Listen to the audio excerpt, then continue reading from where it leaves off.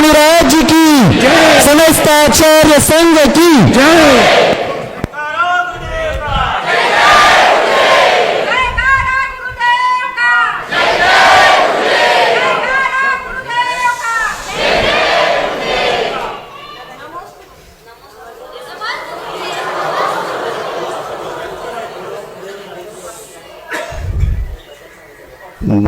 ज़्यादा नारे लगाने की अपेक्षा से आप भावों से ही सब कुछ करें, क्योंकि समय बहुत कम मिलता है अपने को।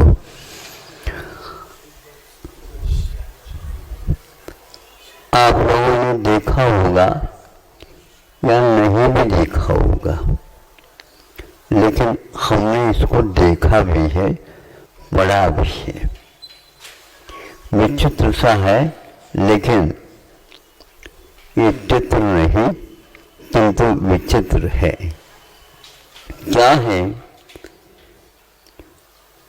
वर्षा काफी तेजी से हुई और यह स्थान कुंडलपुर की है। वर्षा रुकने के उपरांत हम ऊपर मिलना हेतु जा रहे हैं।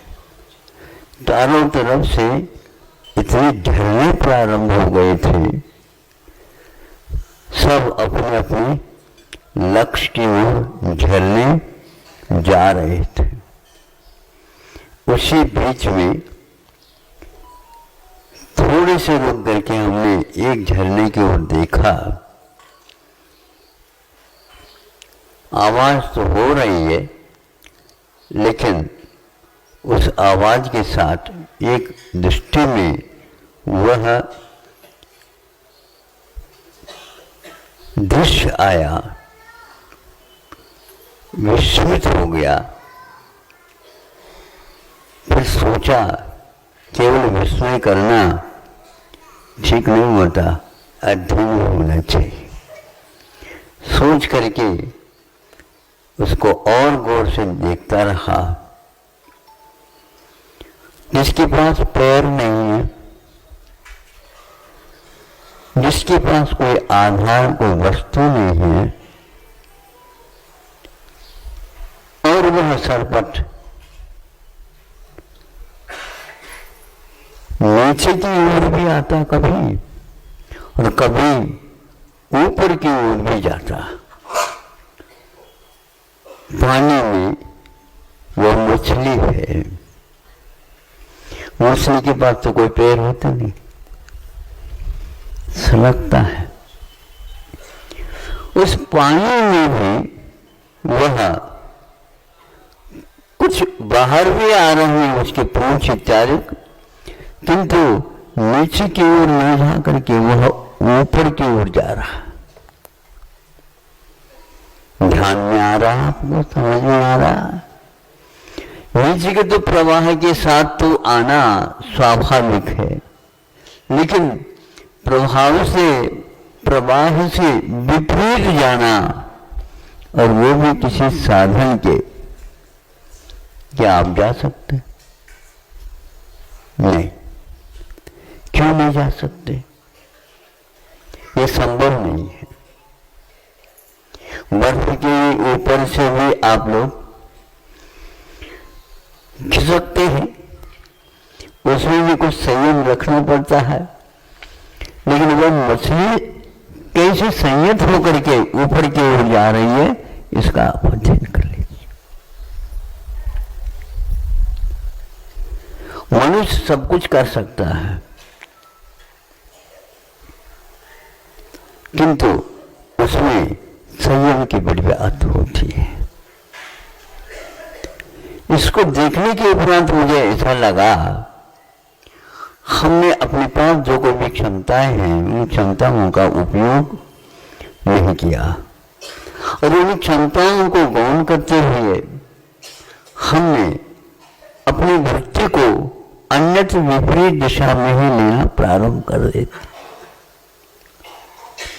शिक्षा इसलिए दी जाती है वह विपरीतता से बच सके।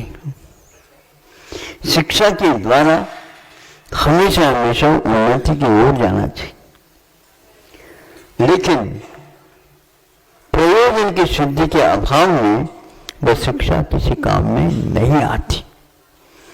प्रयोजन क्या है, ये बहुत बड़ा महत्वपूर्ण है। प्रयोजन आज योजना दूर रह जाता है, विदेशी शिक्षा के कारण ऐसा हो रहा। इसको कहते हुए मुझे कोई भी कष्ट नहीं होता, यह सही है। किसी को ये बुरा लग सकता है, लेकिन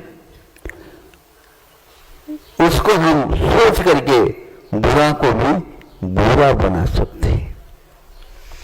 हम दूसरे को शिक्षा देने की अपेक्षा से दूसरे के सामने हम वह कार्य प्रयोग में ला करके दिखाए जिसके द्वारा आश्चर्य भी होगा और कई लोगों को एक प्रकार से शिक्षा भी मिलेगी। शिक्षा मतलब दृष्टि मिलेगी। दृष्टि का अर्थ क्या, अभी आंख नहीं है क्या, आंख तो है लेकिन भीतरी आंख काम नहीं कर रही, इसको बोलते हैं दृष्टि का अभाव। विदेशी शिक्षाओं से ये ज्ञात होता है, जैसे कोई किसी ने इंजीनियरिंग कर लिया और किसी कंपनी में वहां जाना चाहता है और कंपनी बुलाती भी है, भैया इस प्रकार की योग्यता हो तो आ जाओ, तो आ जाते हैं।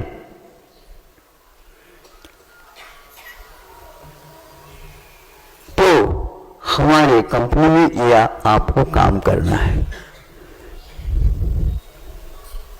ये तो मुझे नहीं आता, हम ट्रेनिंग देंगे आपको, हम ट्रेनिंग देंगे आपको 2-3 महीने जो कुछ भी है। अब जो पढ़ा है वो काम में नहीं आएगा। सुन रहे हैं, वो पढ़ाई किस काम की, माता पिता को पूछ लो, निर्णय तो उनका था।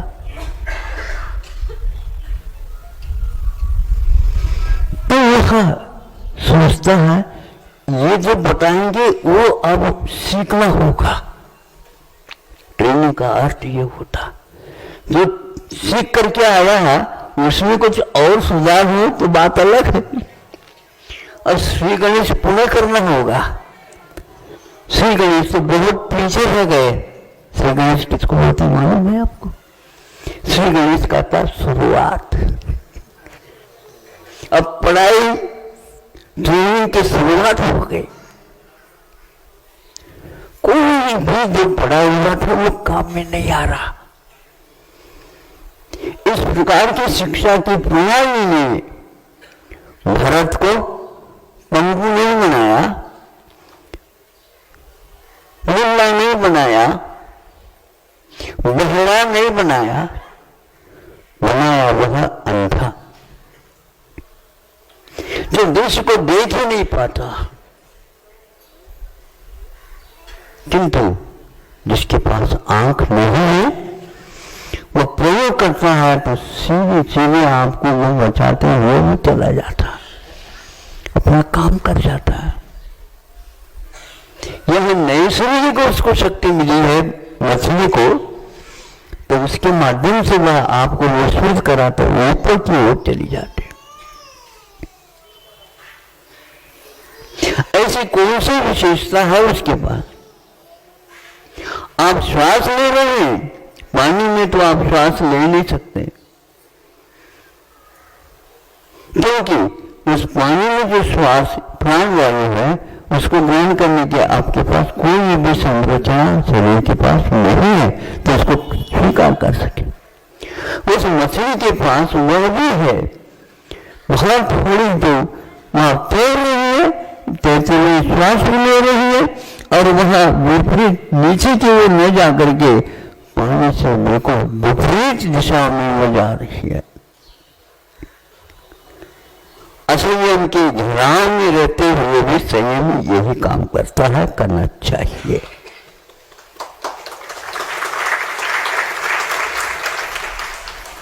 यह संयम का प्रयोग अपने आप में बहुत महत्वपूर्ण है।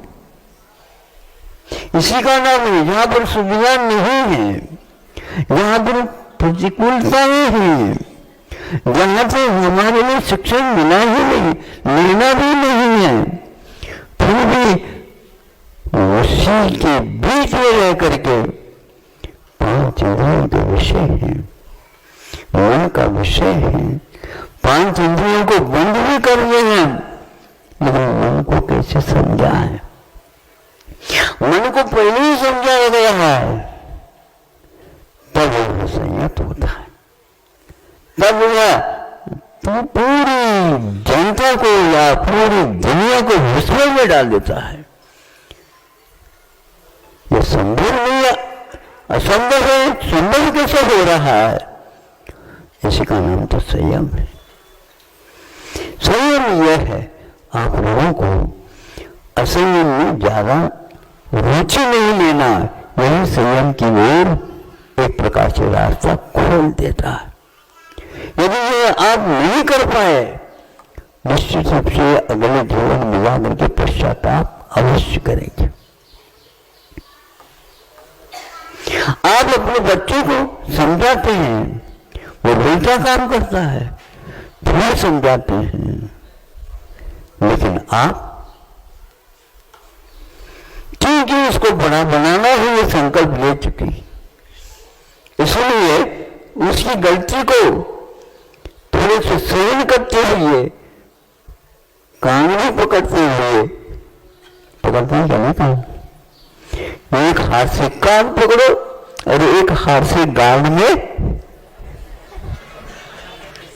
क्या बोलते हैं उसको?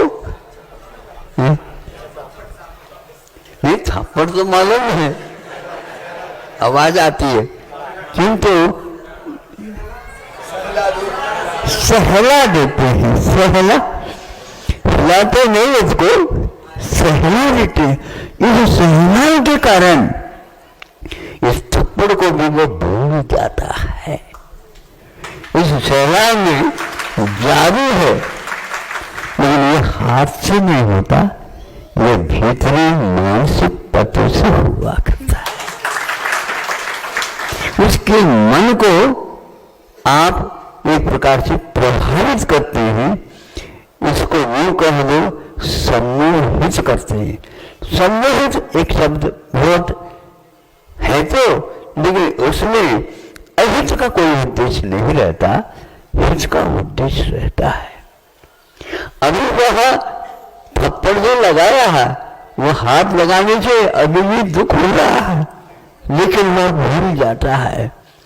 इसको बोलते हैं प्रशिक्षण, इसको बोलते हैं दिशा बोध, इसको बोलते हैं संयम।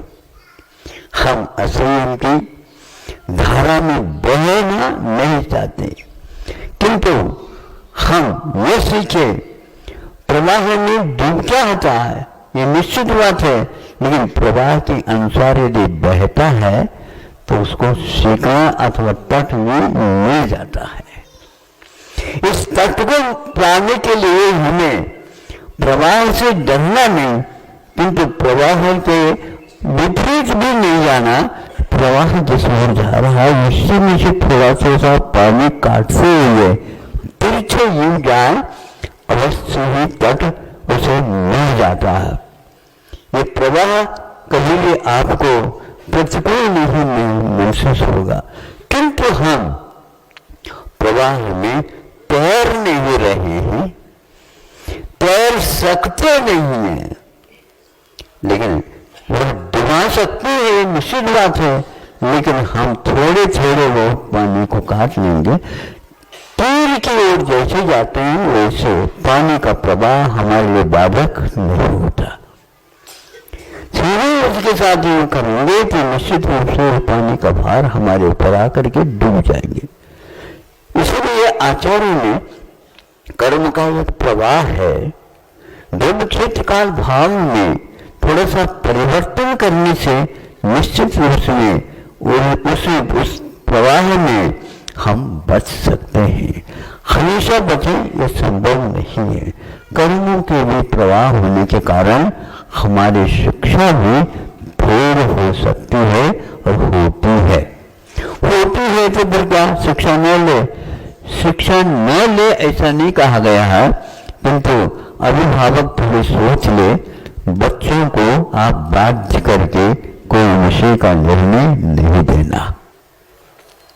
बच्चों को बाध्य करके इसलिए नहीं लेना क्योंकि उस कच्ची उम्र में वह आपके अनुसार ही चलना चाहेगा, लेकिन आपको तो कुछ पता ही नहीं कि किस क्या कौन सी शिक्षा लेना। सारी यहाँ की शिक्षा प्रणाली को, सारे यहाँ पर सिद्ध को, सारी यहाँ की कलाओं को, सारे यहाँ पर जीवन जीने की सामग्री को ध्वस्त समाप्त कर दिया गया है। तो भारत का हाल यह हुआ है।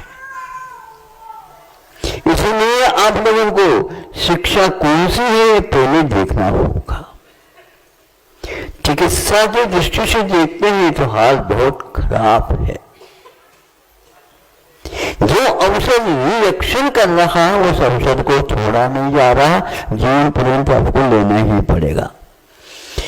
कई बच्चे आकर के लोग दो, मेरे पास हाथ छोड़ करके महाराज जी का आशीर्वाद दे दो, क्या है मेरा दवाई छोड़ जा। अब हंसने लगे आप, और दवाई लेते क्यों हो? पहले शुरुआत में तो उन्होंने कहा बस 2 पुड़ियां ले लो सब काम हो जाएगा। अब पुड़ियां बढ़ती जा रही है, मात्रा बढ़ती जा रही है, अब छोड़ नहीं सकते। उन्होंने ये पहले कहा बीच में छोड़ोगे तो जब आज तक जो लिया है वो सब खराब हो जाएगा। इस बीमारी के कारण वह हैरान हो गया। हजारों व्यक्ति इस प्रकार मेरे पास आ जाते हैं। औषध वही है जो गुणकारी हो। यदि वह गुण हो रहा है, धीमे हो रहा तो उसको थोड़ा सा बदला जा सकता है, लेकिन वह जीवन पर्यंत का काम मुझे समझ में नहीं आता। असह्य की मात्रा ऐसी हो गई, भोजन करना आवश्यक है लेकिन कुछ नहीं भोजन करना ये गलत है।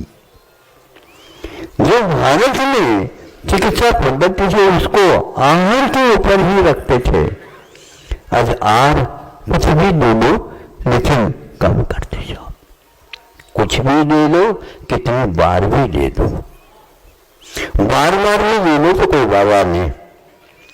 अरे यही आप एक बार भोजन कर लिया तो दूसरे भोजन के बीच में जो अंतराल है 3-4 घंटे का, उसको यदि उपयोग में नहीं लाते हैं तो निश्चित रूप से आपका आहार विष के रूप में परिवर्तित हो जाएगा। आज यह शिक्षा दी जा रही है, चिकित्सा दी जा रही है कि आप तो थोड़ा थोड़ा थोड़ा थोड़ा लेते रहो। शक्कर की बीमारी, डायबिटीज, मधुमेह ठीक हो जाए, ठीक तो नहीं होगा किंतु आगे नहीं बढ़ेगा। कब रुकेगा? रुकना थोड़ा सा रुक तो जाएगा, लेकिन आप देते चले जाओ। यह पाचन शक्ति के ऊपर बहुत बुरा प्रभाव डाल रहा है। जितनी भूख लगेगी उस भूख को सहन करना पड़ेगा 3-4 घंटे, ताकि उसी उष्णता के कारण उसका पाचन हो जाएगा। ये आज चिकित्सा में कोई नहीं बताता, इसलिए मैं कहता हूँ धीरे धीरे विश्व में सबसे ज्यादा ये शुगर की बीमारी है तो भारत में है, और शक्कर भी यहाँ पर काफी उत्पन्न होता है। गन्ना गन्ना गन्ना सुन लो पहले, इस गन्ने के चक्कर में आ जाओगे, गुड़ का अमृत आपको मिलेगा नहीं। गुड़ और शक्कर कोई विशेष वस्तु नहीं है, ये विज्ञान की करामत है, ये विज्ञान की कृपा है। उसके जो सत्य था उस सत्य को मालिश और मालिश के माध्यम से समाप्त कर दिया जाता है, और उस शक्कर से आप प्रभावित हो जाते हैं, और गुड़ की चाय भी आपको अच्छी नहीं लगती। गरीब लोग और किसान लोग उसी को पीते हैं, और आप उसको पीते नहीं, इसलिए शुगर की बीमारी गरीबों को नहीं होती, जो मेहनत ज्यादा करता है। और आप लोगों को तो गाड़ी में लुढ़कते रहते हैं, वो छोड़ोगे नहीं। इस बात को सभी लोगों ने अध्ययन कर लिया, सुन लिया, सब कुछ हो गया, लेकिन छोड़ नहीं सकते। इसको बोलते हैं सफेद जहर। शक्कर को जहर कहा जा रहा है, लेकिन फिर भी लिया जा रहा है, लिया जा रहा है। आज शक्कर की एक प्रकार से जो स्वाद है, उस स्वाद की मात्रा बढ़ गई है। दूसरा कृत्रिम शक्कर का निर्माण हो गया, जिसको सैकड़ों आप लोग बोलते हैं। गुणित क्रम से मीठा तो बढ़ गया, लेकिन उसको हजम करने की क्षमता आपके पास नहीं है। रोग की वृद्धि होती चली जा रही है। और पढ़े लिखे जो है ना, इसको जानते हुए भी उसको आंख बंद करके ले रहे हैं। उनकी वो पढ़ाई हमारे लिए अभिशाप सिद्ध हो रही है। उनको देखा देखे अनेकों व्यक्ति उसका प्रयोग करते चले जा रहे हैं। भारत की दशा शिक्षा के कारण नीचे की ओर जा रही है। ये कहते हुए हमें कभी भी बुरा नहीं लगता, क्योंकि आप लोग कहने के बाद भी आपकी आंखें नहीं खुल पा रही। समय आपका हो गया, आज थोड़े से समय कम था। मसले के उदाहरण के माध्यम से आपकी गति हुआ हमने आपके पास ही रखा है कि ट्रेनिंग लेकर के इन बच्चों को एक प्रकार से उस अध्ययन से वंचित करना आप लोगों ने सीखा है। अभी भी आपको यदि नींद फेंक में उल्टी है तो मैं क्या कर सकता हूँ।